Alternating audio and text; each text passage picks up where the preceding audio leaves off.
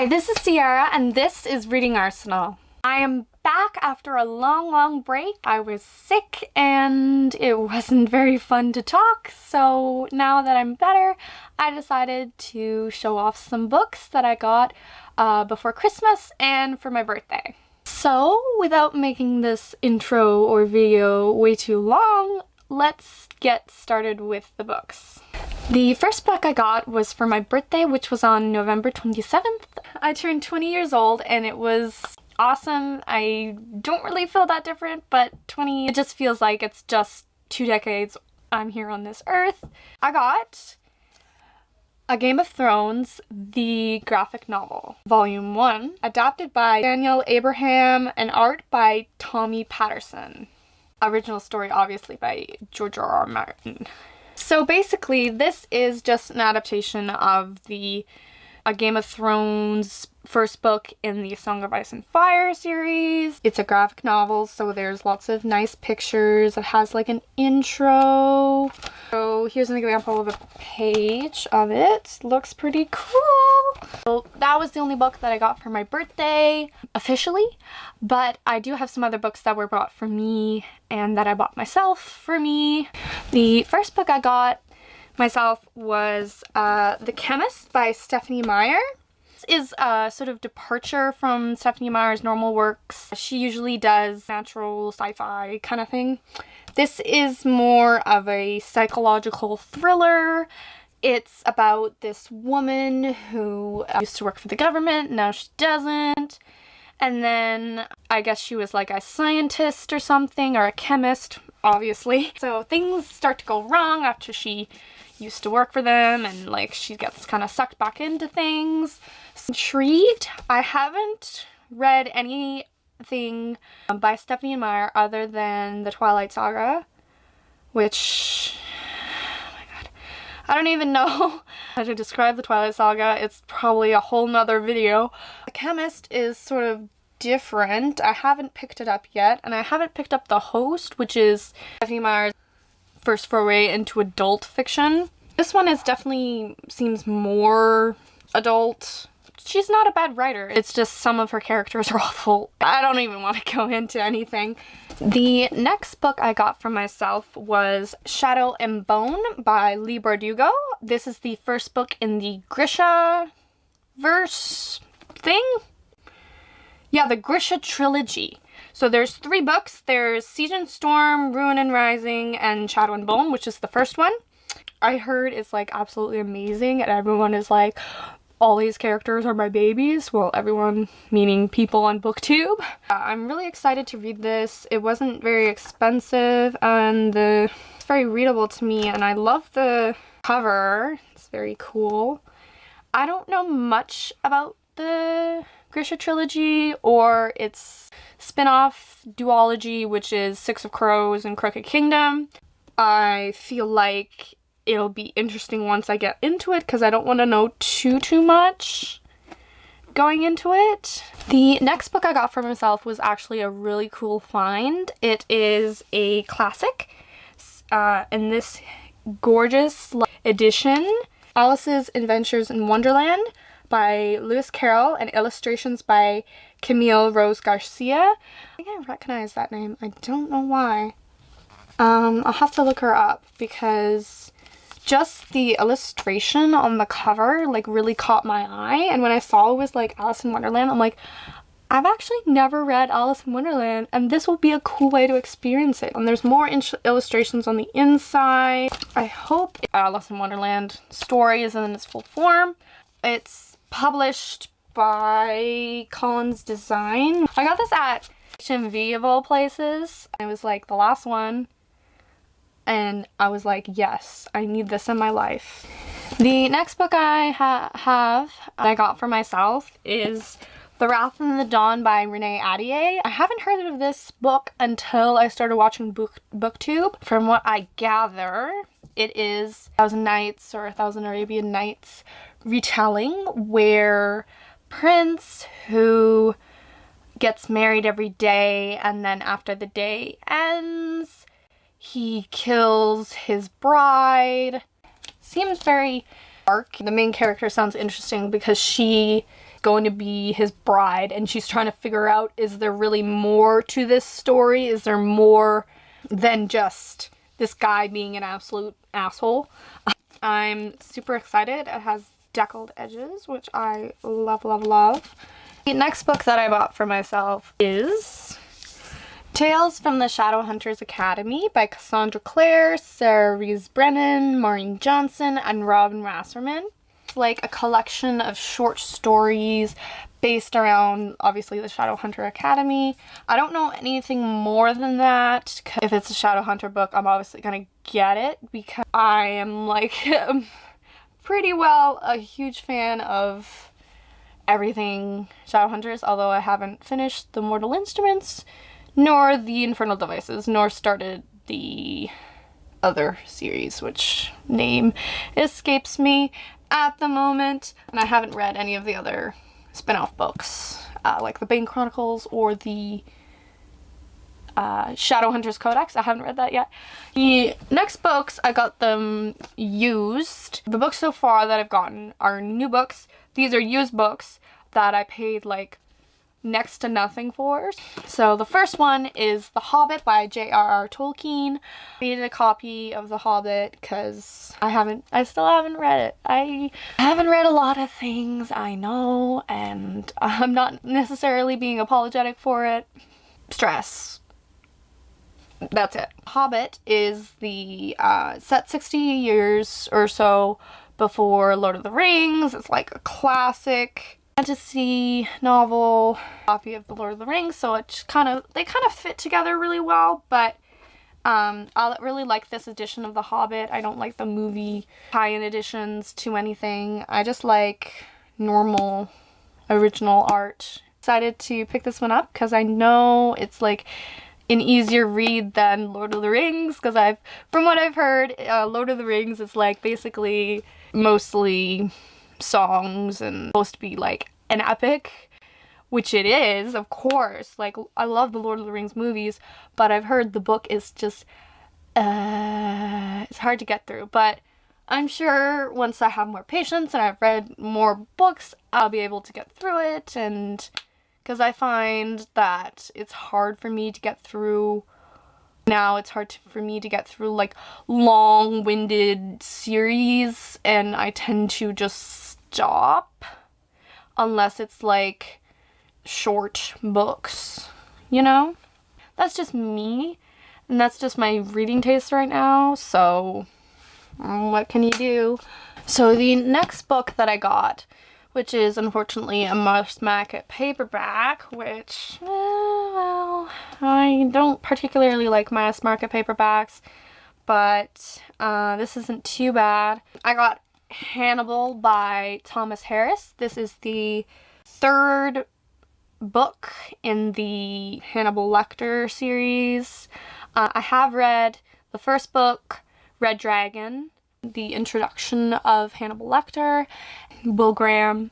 I did watch the first 2 seasons-ish of Hannibal, the first season or something. I watched it and then I stopped watching it because I knew it was ending, and I was like, I don't want to watch the cliffhanger. So basically this is just a continuation of the Hannibal Lecter story. I just got this book because it's a continuation of the series and the cover is pretty interesting. The next book I got was also from a library book sale, Bloodletting and Miraculous Cures by Vincent Lamb. It is a Scotiabank Giller Prize winner, so I believe it's Canadian. Yes, it's Canadian. The author's Canadian, the publisher's Canadian, and he's also Vietnamese. And I was like, whoa, that's interesting. I like the Canadiana, and I like how it's written by diverse author. And it sounded really interesting. It's basically about doctors going through med school. I might find it interesting. I just found that in some books they just over put in the medicine aspect, and like the story aspect kind of gets lost. The next book that I got was Everything is Illuminated by Jonathan Safran Foer. This was the winner of the Guardian First Book Award in 2002. To read this because it's about a young man searching for a woman who saved his grandfather from the Nazis. And I'm like, yes, please. I'm very interested in, like, World War II era history. I like learning about different aspects, like not necessarily fighting in the war, but also like different personal stories, and they don't have to be fiction, even though I read fiction most of the time. I just haven't found... You have Naked Among Wolves with Bruno Apitz, which is kind of true. I'll post a link to the video where I talk about it somewhere. The last book that I got from the library book sale was Before I Go to Sleep by S.J. Watson. This is like a thriller, like a psychological thriller about this woman who wakes up every day and she doesn't remember who she is. Her husband has to help her figure out who she is, and then she writes in a journal that she writes down what happens to her every day. So something happens that reveals to her that her husband may not be telling her the entire truth, and she obviously can't remember because every day she wakes up and she doesn't remember anything. The next books that I have are books that I got at a used bookstore sale thing. And when I saw these two books that I'm going to show you now, I got really excited because I wanted them both and they were right there in front of me. So I was like, oh my god. Anyway, so I got Silver Linings Playbook by Matthew Quick and Forgive Me, Leonard Peacock by Matthew Quick. Silver Linings Playbook is basically about a man who has spent time in a mental health facility. And after getting out, he makes this mission to improve himself and his wellness to get his wife back, and it sort of unravels from there. And it was adapted into a movie with what's his face? That guy. I forgot his name. Bradley Cooper. There we go. And then Jennifer Lawrence, which she won an Oscar for it. Good for her. It sounds really funny, and I really like the movie. Give Me Leonard Peacock is about a young man named Leonard Peacock who decides he will take his grandfather's pistol and go and kill his best friend and then himself. And it's very, very dark and very interesting. I just want to see, I don't know, I don't condone the idea of suicide. I don't condone the idea of school shootings or anything like that. And I don't know if that's gonna be what this book is about. It's like murder-suicide plans. It doesn't necessarily bother me, but it may bother others, so I don't recommend you pick this up if you are sensitive to that sort of thing. But I haven't read it yet, so I will let you guys know how it works out. But it's highly acclaimed, so I wanted to give it a try, and Matthew Quick is like a funny guy, so hopefully this isn't too like dead serious, because it is kind of a dead serious topic.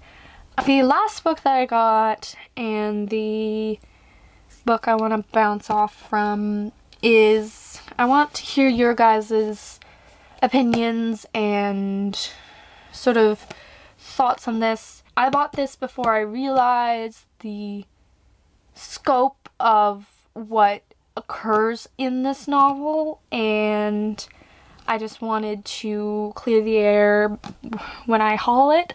I'm not sure if I'm going to read it after all. I mean, it didn't cost that much money, so I'm not broken up about it, but it's just kind of... And before I continue any further, the book I'm talking about is Outlander by Diana Gabaldon.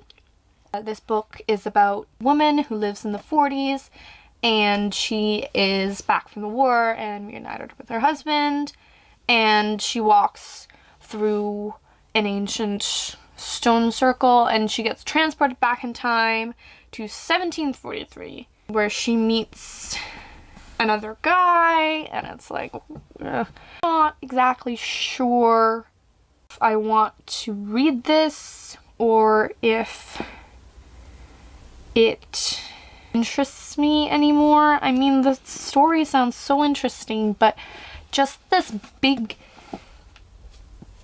thing that happens in the end of the book, it's kind of like saying, no, you're gonna like this, but something really awful and upsetting happens at the end of it. Do you still want to read it? Do you still have the obligation to read this? Because, like, I don't know.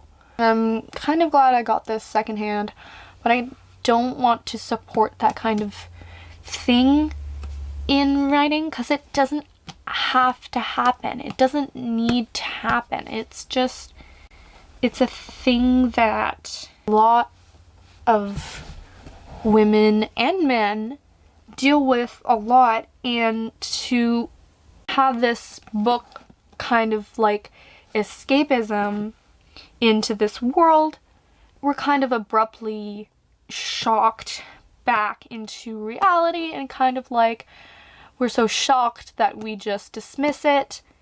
But I know that I can't just dismiss this, and I just really, I don't know if I should read this. So let me know if what I know is happening is accurate.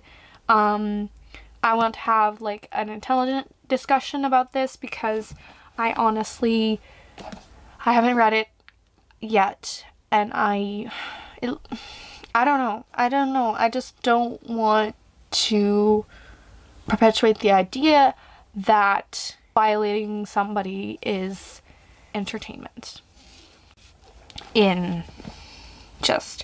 Because I read for entertainment. I read sometimes to be informed, but when I'm being informed like this, like, it doesn't have to happen. Like, some people's argument around this book is that, oh, it's historically accurate because blah blah blah blah blah.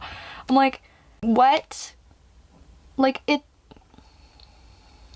like, what are you, I don't know. It just really frustrates me, and I really need somebody to tell me if this is what it seems to be, and if I should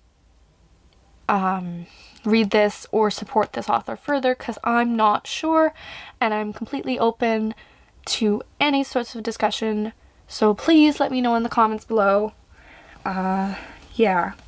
So that's the end of the video. Thanks so much for watching. I'm a little frustrated right now. Yeah. So, thank you so much. I'll see you guys later. Bye. I got a Game of Thrones, the graphics. Of course, people in my house are being loud. As they talk. Because they talk. Highly praised on BookTube. It's like, oh my god, why haven't you read this book? All this stuff. So I decided to pick it up. Yeah, and the cover is just gorgeous. Yeah, gorgeous. I don't know which way it goes. It goes this way.